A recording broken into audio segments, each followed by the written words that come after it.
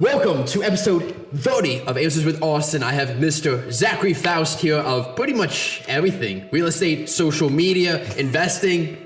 You're pretty much a man of many hats. Yes, I like hats. You like hats? That's good, I can tell. Yes. You're definitely wearing one right now. Clearly, it's just like you. Yeah, 100%. So why did you get into real estate? What a dumb first question. No, I got into real estate because there was an agent here in Delaware that bullied me into being a realtor. That's fair. I mean, that's real estate pretty much. Yeah, so I got bullied into being a realtor. She had said, be a realtor, be a realtor, be a realtor. And every time I said, no, go away. Okay. And then they were like, yo, I signed you up for the class. Be there tomorrow for it. And so we emptied the bank account, had $450-something in it. Wow. It was a $550 course. $100 went on the credit card and took it. And that was like my first step into real estate, honestly. Nice. So that was a big jump for you, right? You went from essentially having a little bit of money to being in debt and having no money. Oh yeah. And being in debt, bouncing in and out of being in debt was no, huge deal at that point because we were, wife was a teacher, I was Department of Corrections working as many shifts I could to get by. And it really was every weekend, any extra shifts I could get. We weren't good with our money, what little we had. Because pizza was always more important than electricity. Speaking of electricity, we had a really good relationship even after that with the guy who shut off our lights. Got to know him, knew his kids, we always talked. He would drop by like, hey, I'm about to turn your lights off. Like, they need a little bit of time. Got an ambulance coming by, no worries. Yeah. They're just going to go, we will. Figured we'd cut this anyway. Cut. This is live. And we really should do this Clubhouse live. We should actually probably. My phone's dying, but let's not do it this time. Let's set it up like the way it's set. I have one of the... Okay. Like Bobby.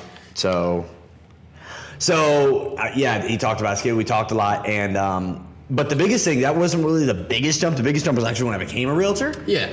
Because I then had to make the transition from being Department of Corrections officer full-time to being realtor full-time. And my idea of transition was be full-time in both. Yeah. So I would get home at 8 a.m. from a midnight shift. That? Yeah. Oh, it's terrible. So I'd wake up at like 10:30 at night, get in the car at 11, get there by 12, work to 8 hours, get back in the car, get back by 9. By 9:30, be dressed, 8 to the office, and then I would work there till about 3 or 4, get home, sleep, do it all again. Did that for a month and a half, and then I heard a Tony Robbins podcast. Now, over the past 4 months, I had been dedicating myself to personal growth. Yeah. Podcasts, books, everything. Seminars, everything focused I could. On you and I growing. never focused on that. I'd never read a book that I wasn't told I had to read. If it wasn't like Of Mice and Men or Narnia, like I had no. You didn't care about it. I didn't want to read it. Yeah. And so when I got the license, I was like, yo, my life's going this direction. I don't want it to go in this direction. What do I do? And he's like, read these 3 books. And it was The One Thing, Miracle Morning, and Rich Dad Poor Dad.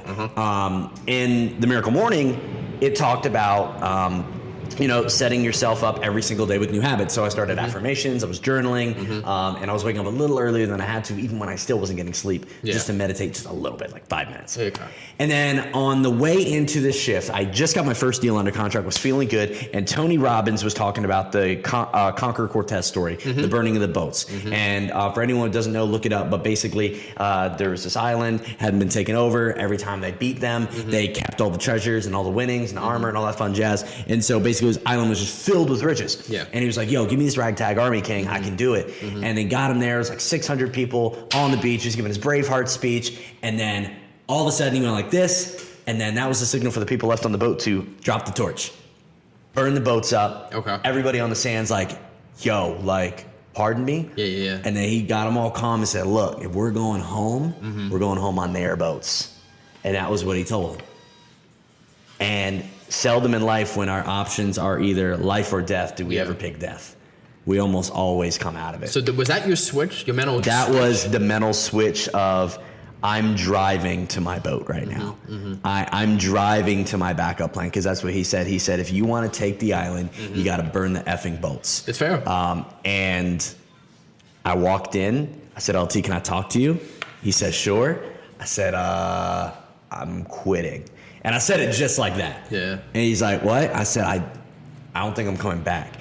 He said, what do you mean? You put in your 2 weeks? I said, No, I think this is the last time I'm coming here. He said, you don't sound really sure. I said, I'm not, to be really honest with you. He's like, if you don't put in your 2 weeks, you're not gonna we're not gonna give you like good feedback. Yeah. If someone were to call you like over a resume, I said, I don't think I'll need a resume anymore. And the whole thing, I was just sounding confused. Yeah. Like when I read it back in my mind, I was like, yo, I sounded terrible. And then he's like, all right, well, I gave my belt, got back in the car, and just was like 10 and 2 the whole way home. You ever drive really long with no music? And like you're just deep in thought, like you're hurting. You remember none of the drive at all. Hurting. And and so got home, and that was my first day as a full-time realtor. Next morning. Wow. Didn't sleep much that night. No, stress. Definitely a big focus there. Yeah, and then from there on, I kept a good wake-up schedule. I told myself I couldn't afford to sleep. Okay. And I worked as much as I could. I was as good a husband as I could be. I was as good as a family man as I could be. But ultimately, I knew to build the lifestyle that we wanted and to go forward the way that we wanted, it was going to require work up front. So how did you figure out what direction you wanted to work towards? That makes sense. In the real estate world or just in life? Real estate. In real estate, that was funny. So like I remember I stepped into the office the day, it wasn't the day after, it was within that week of being a full-time realtor. And I'm like, okay, cool. I'm in this. This isn't a game anymore. Yeah. What can I do to stick out? And one of the books I had read, it was Rich Dad, Poor Dad. Robert Kiyosaki, I believe is the author's name. Fantastic book. And he said, the art of business is finding a problem and creating a solution. That's the art of business. There's no simpler way to put it. And so I was like, okay, what's the problem here? What's the problem in Delaware residential sales? And I started looking around, and it took me a few days, but the first thing that I noticed was, okay, I'm younger than most.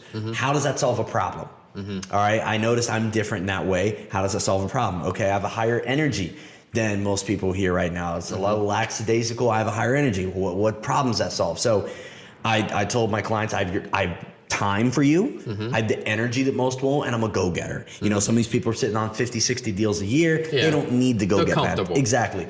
And then finally I came across the idea from Gary Vaynerchuk, who was one of the people who was like my mentor digitally. Gary Vaynerchuk, Tom Ferry, Grant Cardone, Simon Sinek, and Tony Robbins were the 5 people I was told to listen to. And to this day, I've now gotten to have coffee with Simon Sinek, been on a virtual stage now, coming on my second time here soon with Gary Vaynerchuk as a speaker. And then Tom's, we're getting close, and I love Tom, but I still haven't met Grant. I interviewed Grant Cardone for an hour, but I have not met Tony Robbins. Gotcha. But I will tell him that story. He's last because I'm going to tell him that story. Like, by the way, I'm here because of that stupid podcast you got. But I noticed no one was doing social media, and I'm like, I'm broke, past broke. Yeah. I need a way to advertise for free. And I was like, I'm just going to start going hard on Facebook. Facebook Lives, open houses, Instagram tours of homes, just whatever I can do for free. And that's what I did.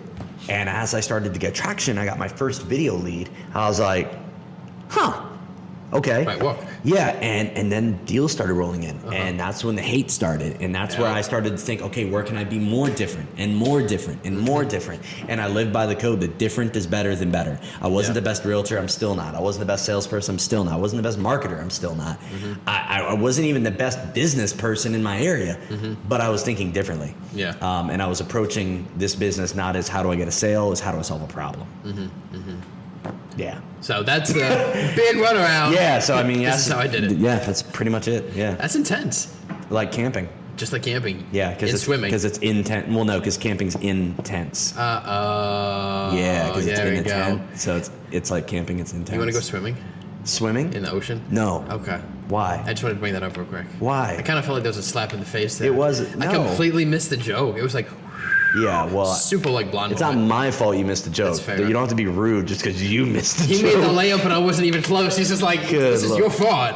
Other side of the court. Other side of the court. You're completely on the other side. So, got in real estate. Yes. That's fun. Real estate into heavy social media. Yes. And now you're heading into a whole other direction. I wouldn't say it's a whole nother direction. I view it as almost like a multi-layered Liberty Bell. Okay. You've ever seen a Liberty Bell curve where it it starts off really slow, and then you see the intense growth, plateaus a little bit, and then starts to go down. Multi-layered Liberty Bell curves, basically, it looks like rolling hills. They get taller and taller. But the only way you can get onto the next one is by growing the next one up. And when the plateau starts from this, like for instance, real estate sales, and then I have marketing going this direction and going higher, I can now let go of real estate sales a little bit more, go this direction, and then so on and so forth. So I know that's super confusing and there's no visuals, so no one's going to understand what's going on in my weird head. Sean, help us.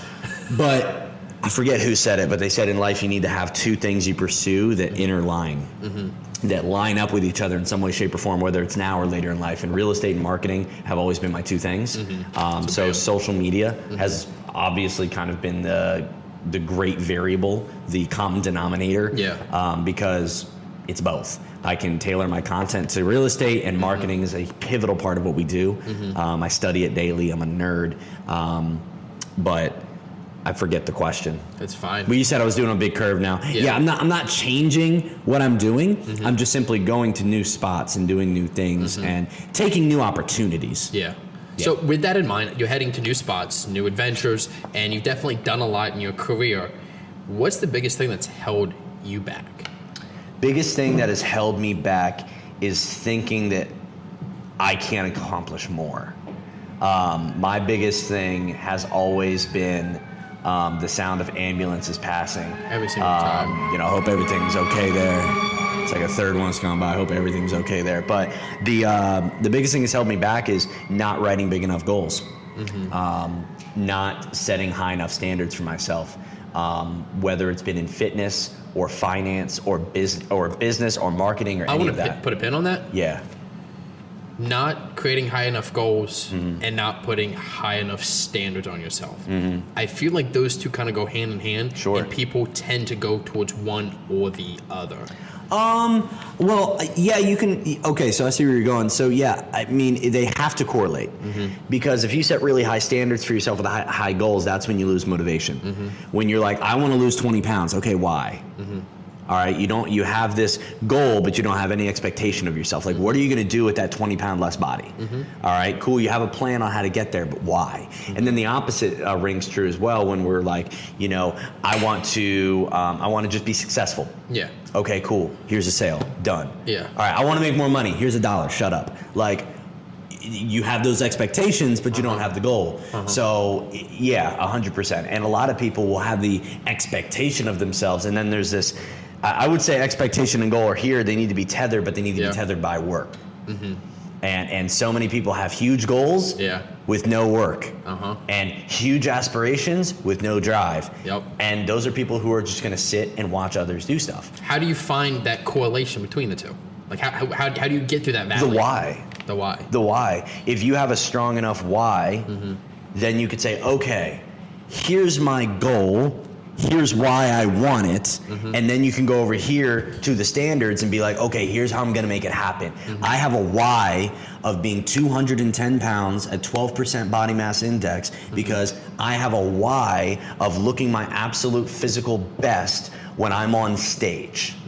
I have a physical goal to have my mindset already of being able to sit with the biggest and smartest people on this planet because my why is when I sit there, I'm normal, I don't have to adjust. I already place myself mentally in those conversations, just at the bar with a Gary Vaynerchuk or over a cocktail with the Grant Cardones, so that when that situation happens, we're there. The Navy SEALs are trained to literally, when they're done their training, to envision taking the training they've done and putting it into real world situations. And they tell them, don't pick a bunch of different ones and do this whole daydreaming thing. Like if the school shooter came in, what would I do? Imagine the specific situation. Gunman comes in, you unlocking your holster, taking the safety off the holster, pulling the weapon out. How does your left hand approach the magazine? Is it on safety? Is it not? Is there already a gun or is there already a bullet in the chamber? Is it hot? Do you aim down sight? Do you hip fire? Do you stay close to chest? Where is he approaching you with the knife? Like being extremely specific. Over and over and over and over. Coach Mike Krzyzewski with Duke, he would have his players lay down and meditate before games, envisioning the entire game in their head. So when that situation crossed their path, they're like, I've done this before. Yeah. So that's what I like to do in my mind is take my why, tether it so deeply to what's going to happen that when it happens, it's like, I knew it was going to happen. Almost like mental exercise. Yeah, 100%. There was a study in, I don't know what the book is.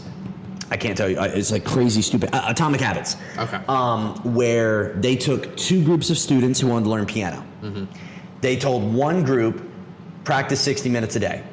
Okay. They told the other group, and they were in the same skill level when they started, same skill level. Then they told the other group, group B, they said practice for 20 minutes on the piano, practice for 40 minutes in your head. Sit at the piano, do not touch it, and just envision yourself playing it. After it was like 60 days, group 2 is better. Group 2 is better. Because we like to physically exert ourselves to the point of physical exhaustion. And our mind hasn't caught up. That makes sense, actually. Arnold Schwarzenegger said the body can only be as strong as the mind has already become. That's fair. That's very fair. So if you're trying to push your body or your goals or your standards to a certain point that your brain's never experienced, you're not going to make it. Interesting. I think that goes back to the reason, one of the many reasons, but one of the reasons why when people have to face a new challenge, whether it's doing cold calling, whether it's lifting up a weight or whatever, they mentally aren't prepared for it yet because it's a new thing. It's stressful. Physically, it can pick up a phone. Physically, most of us can pick up a weight. But that process of actually doing that emotionally, mentally, it's brand new. It's scary. Yeah. So you can't do it without having that practice beforehand. And to those people, I would suggest a lot of stuff. But one thing that's done a wonder for me was something that I started doing, and you know that because you were in front of it when I was doing it, is I created an alter ego for myself. The person that I am hasn't been 210 pounds at 12% body mass index. The person I am hasn't had a net worth of a certain amount. I have not been on a physical stage in front of 5,000 to 10,000 people. I haven't done those things. I haven't driven the car that I aspire to drive. I haven't lived in the places I aspire to live and travel to. But Zachary Loft has. Yeah. So when I'm lifting weights and I want to quit, he doesn't. When I don't want to make the call, doesn't matter. He does. When I don't want to go out and go to that appointment, he does. You bring that out from inside you. You saw right before this whole thing, I have a breathing exercise. I have a mental every time before I get in front of a camera because I'm like, I'm not the best at this. I came up in high school and middle school, bullied, awkward, socially just not connected. Zachary Loft's not like that. Yeah. Complete opposite. And it sounds like I'm a psychopath, and that's fine. But read the alter ego effect. 100%. Barry Sanders, Mark McGuire, Dwayne "The Rock" Johnson, Will Smith, they all do it. When the lights go on, somebody else. Yeah, you have to, because I've noticed myself, whether it's in real estate, whether it's hosting podcasts, performing, being yourself through the entire experience is emotionally exhausting. Like 100%, you have to jump into another identity. And that identity can definitely be exhausting. And I've done that, especially when being on stage, it can zap you. But being yourself, just you, it's not always the best, in my opinion. Well, it's stressful, it's scary because your brain's connecting, okay, I'm scared of this crowd. I'm scared of talking. I'm scared of what if I mess up? What if I do this? But if you put yourself in a position of it's not me. It's like when you're a kid and you put on the Spider-Man costume. Oh, yeah. You think you're quicker. You think you're faster. You think you can beat people up. You know karate now. You don't. But you think you can. That's your identity. Yes, it becomes a part of you. Some people that use the alter ego effect, will literally wear glasses like these. Yeah. Like I'm Clark Kent, I'm Superman. Yeah. Or I've seen one female speaker, she wears Wonder Woman socks. Oh, okay. I've seen a lot of people do a bunch of different things. I've seen people that have a little Super Saiyan wristband they lift when they're working out. Yeah. There's a bunch of different things. It's a mentality. So identity, claiming who you are. So when it comes to that identity, right? Would it be fair to say that probably the vast majority of people wrap up their identity into vanity? Vanity. They wrap their identity in what other people assume their identity is. Yep. So he just said it for me. Yeah. Social media, their friends, family, all that good stuff. How do you break that shit? You have to understand consciously that you have spent 10, 20, 30 years on this planet not having an identity.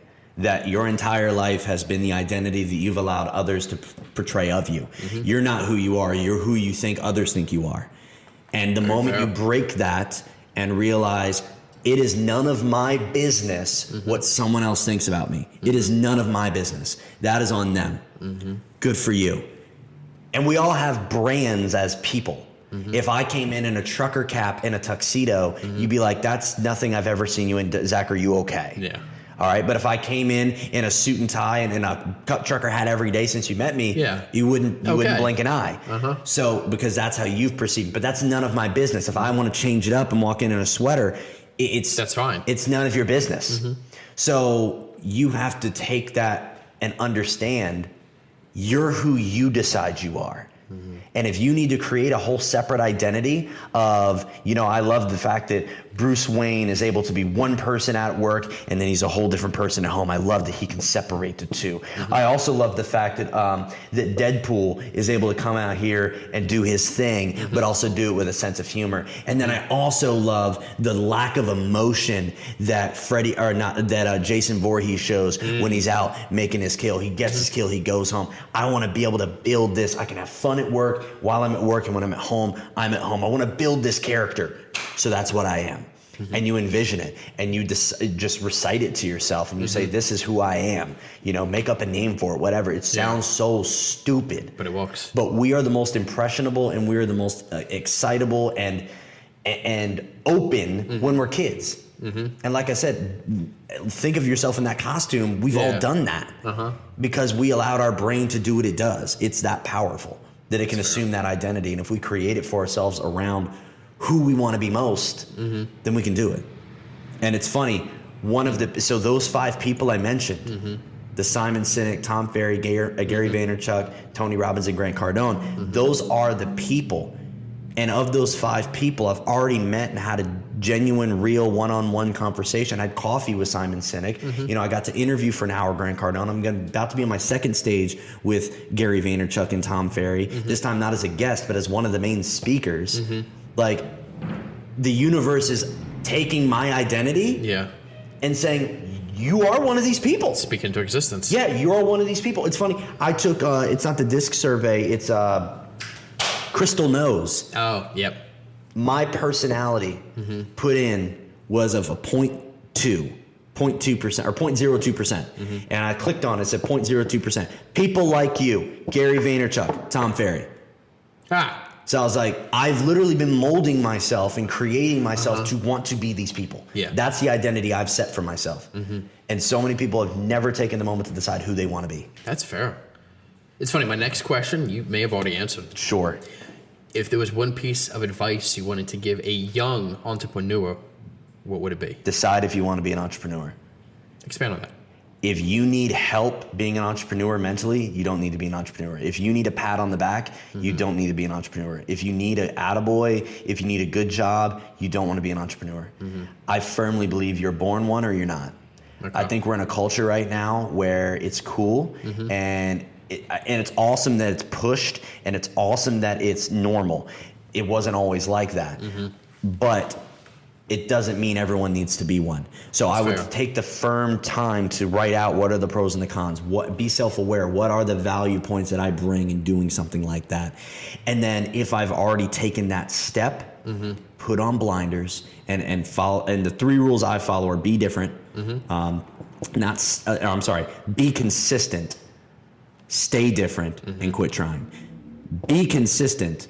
Because most people aren't consistent. You can't stay consistent when you're not being consistent. So you have to be consistent in your daily rituals, your habits, attempting to get to your goals. Because if you want to make $1,000 in a month, great. Break it down week by week, day by day, and hour by hour. What are the activities I have to do in an hour by hour basis during a certain time frame in order to achieve this $1,000 goal? I repeat that again and again. It's extremely simple. It's just reverse engineering your goals. If I want to make $1 million in a year, that sounds crazy. And then I break it down to, okay, I need to make $83,333.32 every single month, which means I need to make about $2,730 every single day. So how am I going to build businesses around me that can support making $2,730 a day? It sounds more bite-sized.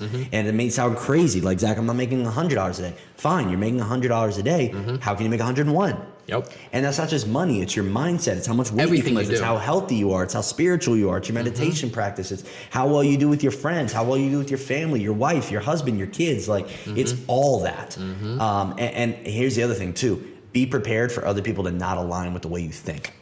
Be very prepared for that. Everybody. There's going to be, people from the outside, yes, but the ones that hurt the most are the ones that are closest to you. That's fair. The I can people speak you on know, that. love, and trust, not getting what's going on between your ears. You have to understand. People won't understand, and you have to be okay with it. You have to be okay with it. Now, support, knowing what you're doing, knowing where you're going, that's fine. They can do that. That's humans.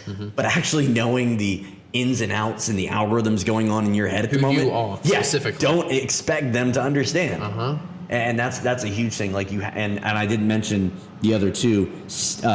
Stay different. I don't say be different. I say stay different, because being different or staying different just revolves around being yourself. Yeah. That's all you have to do. Be yourself. Because we're all unique, just like our mom said. Just stay different. And then the third's quit trying. Quit trying to impress people. Quit trying to impress people. Quit trying to be everyone's friend. Quit trying to be the best thing for everybody. Just be the absolute best you can be for 10 to 15% of people, and you'll win in whatever business you're in. Love yourself. Really. Love yourself, and then let others find you. That's Don't fish and get mad when the right fish doesn't come along. Just throw out the net and let the fish come in. That's awesome. Thank you, man. I appreciate you coming on. Is this it? Is that it? Yeah. Oh, wow. Okay, Yeah, got this was you. easy. Fantastic. He's like, I'm ready for the next That was one. great. Let's Yeah, go. got it. This is what I love doing. Okay, cool. But appreciate you coming on, my man. Absolutely. You are fantastic. Big things coming. If anybody is not following you, please make sure you follow him. Zachary Loft on pretty much everything. Pretty much. So make sure you find him. Till next time, guys, keep on being awesome.